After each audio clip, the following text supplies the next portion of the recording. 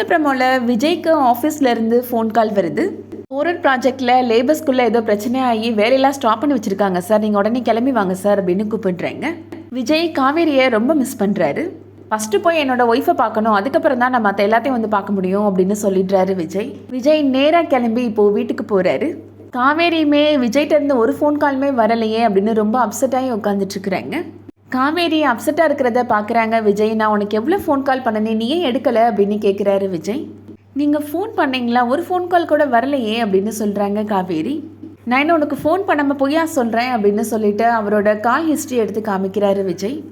ஆனால் எனக்கு எந்த ஃபோன் காலுமே வரலைங்க அப்படின்னு சொல்கிறாங்க காவேரி. ஏதோ தப்பாக இருக்கே அப்படின்னு யோசிக்கிறாங்க காவேரி.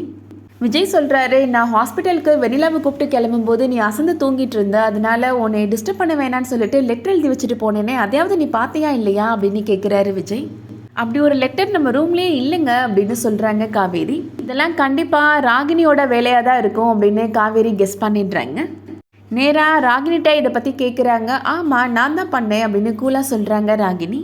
ராகினி மேலே பயங்கர கோபத்தில் இருக்கிறாங்க காவேரி.